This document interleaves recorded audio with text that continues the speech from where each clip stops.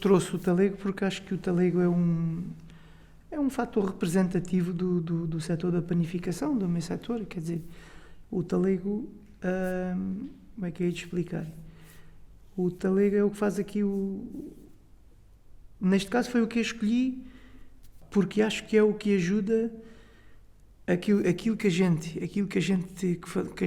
temos cuidado, que é tentar fazer um pão bom e tentar fazer um pão em condições e depois metê-lo num saco plástico. Acho que é uma coisa, num talego ele conserva-se e faz que mantenha as características do pão de antigamente e do pão antigo. Eu acho que é um fator de uma grande importância no setor da panificação, acho eu. A nossa padaria foi fundada pelo meu avô em 1952. Mas o curioso é que o meu avô teve uma passagem muito curta nisto das padarias. Pronto, tinha outras vidas e fundou a padaria. Depois o meu pai, em 55, casou e o meu avô entregou-lhe a padaria. O meu pai foi aprender a padeiro e entregou-lhe a padaria. Depois o meu pai e a minha mãe tiveram a padaria durante 45 anos. Depois eu andava à escola, não estudava, andava à escola, e então passava tempo na escola, mas não queria saber da escola para nada. E fui indo, com a desculpa que andava à escola, não trabalhava, até que chegou uma altura que tive que começar a entrar pela padaria. Depois casei-me e a minha mãe entregou-me a padaria, apesar de estar em nome dela e tudo mais, mas quem geria era eu, em 2000. E pronto, e fiquei, e enquanto eu puder, com certeza cada vez padaria, já sou a terceira geração, tenho que estudar aqui como é que vai passar para a quarta. Portanto, eu tenho 49 anos, nasci lá dentro da padaria, né? E lembro-me de ser miúdo e das pessoas irem todas com os talegos e toda a gente deixar os talegos para as encomendas. Até havia 70% das pessoas tinham 2 talegos. Levavam um, ficava. E depois já a minha mãe tinha o pão dentro do outro e levava o outro. E lembro-me também na altura, as vizinhas e aquele disco disse, o talego, olha lá o talego daquela tão sujo, olha lá o talego daquela tão desarrumado. Quer dizer, que conheciam quase as pessoas. O talego revelava quase para as vizinhas, para as amigas, para as pessoas da aldeia ou da vila, como o caráter não, mas como é que a pessoa era, né?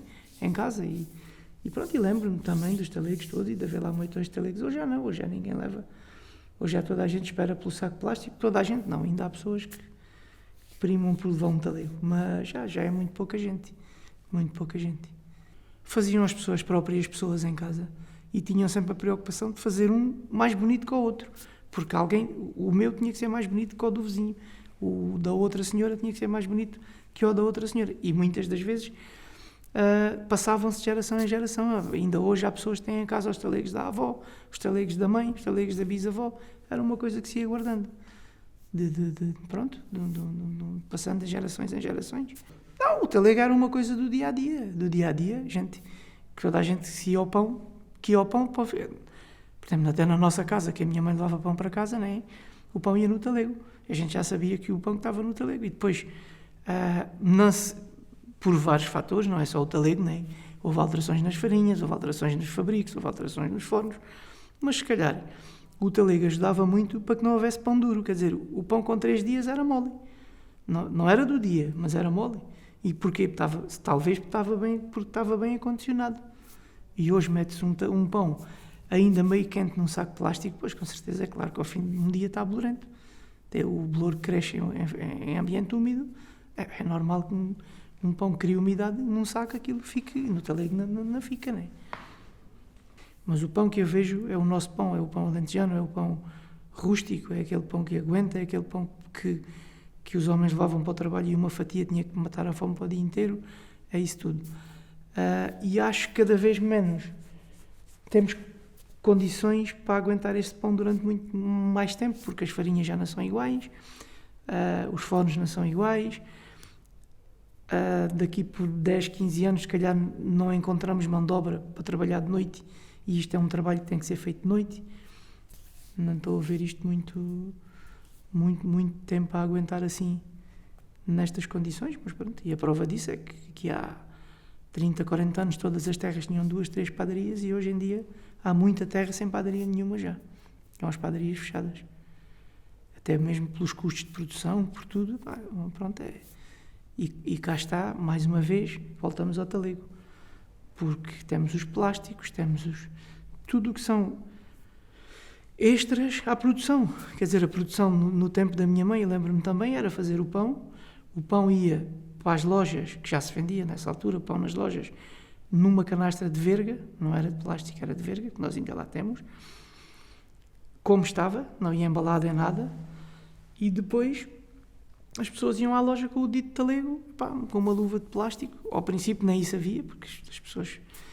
E punham no talego e levavam para casa. Depois, com o passar dos anos, foi obrigado isto, foi obrigado aquilo, e hoje em dia, pronto, é tudo obrigado a ser assim. E agora é que andam a correr atrás do prejuízo, a ver se desobrigam a vir o papel, a vir o não sei quê, e qualquer dia é obrigado o talego. Vamos ver o que é que isto ainda vai dar.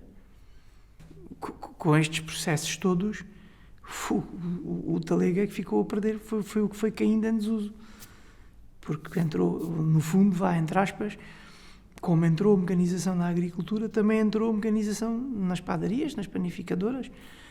Eu lembro-me, nós não temos muita maquinaria, porque eu faço questão que não tenhamos. Mas eu lembro, no tempo ainda me lembro de ver o meu pai a amassar à mão. Portanto, há 40 e muitos anos, né? Mas lembro-me muito vagamente. Depois comprou-se a maceira, o meu pai comprou uma maceira. Nós... Ainda hoje, as únicas componentes elétricas que temos é a maceira e uma máquina dos papos secos, mas isso não é para o pão, é para os papos secos. Todo o processo de pesagem, enrolamento, rebaixamento, forno, é tudo manual. Nada disso é elétrico. Nada, apesar do forno já não ser um forno daqueles à antiga, mas ainda é lenha, não é nada elétrico.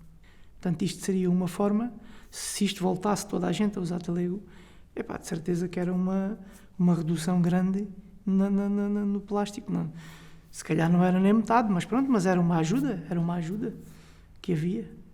Vamos lá ver, o talego é mais uma das que são pequeninas, que não custam nada a ninguém e podem ajudar muito a que as coisas voltem, em parte, a ter algum equilíbrio, não é? Como o talego há N coisas dessas. E estamos a falar de uma coisa que não tem custos, ou que se tem são mínimos. Não estamos a falar agora de ter que parar uma campanha qualquer, não sei do quê, não é? O talego, a mim, e se calhar a mais pessoas, mas a mim faz-me andar para trás, faz-me lembrar, traz-me recordações antigas, traz-me tempos que já não voltam, não é? E que se calhar ainda é um objeto que a gente pode recuperar, que a gente pode voltar a trazê-lo à vida. Mas continuo a dizer que ainda há pessoas que usam o talego. Não desapareceu. Por isso é que eu acho que ainda é fácil começar a pô-lo outra vez no coisinho. Mas ainda há muito boa gente com talego. Ainda há. Se nós repararmos, grande parte dos talegos que ainda existem são feitos de retalhos. Portanto, se são feitos de retalhos, serão feitos de peças de vestuário. No tempo, estamos a falar num tempo atrasado. Hoje, se calhar, são de retalhos por graça e até se cortam tecidos de propósito. Mas, se calhar, naquele tempo, eram feitos de tecidos para reaproveitamentos, de roupa que já não se dava para usar mais, de outro tipo de coisas, era um reaproveitamento que ia para o talego. E faziam-se coisas muito bonitas. E acho que até todos nós, eu falo todos nós, eu pelo menos, na escola ainda fiz. Ainda havia esse culto do talego e nós quase todos fizemos talegos na escola, de retalhos, era engraçado. Mas pronto, penso que podia-se voltar a fazer isso, e criar o culto do talego, isso é o mais complicado, é voltar a que as pessoas tenham o culto do talego. Tenho que pensar aí um bocado em fazer o que é que faço com isso, mas voltar a isso. E se calhar eu e os meus colegas, se calhar, quando algum começar, os outros vão todos atrás, é isso que eu tenho esperança, que isso volte. Agora, a mim o que aqui me põe mais aqui as costas para dentro é que caiu na moda há alguns anos para cá o pão fatiado e esse é complicado a gente tirá-lo de lá sem ser no plástico. Tem que se pensar como é que vai ser. Tem que se pensar. E os velhotes, a gente pergunta aí aos velhotes às vezes, então quer o pão fatiado ou inteiro? E o velhote responde, quero inteiro que eu tenho lá uma boa navalha. Amém. E vamos ver o que é que vai ser.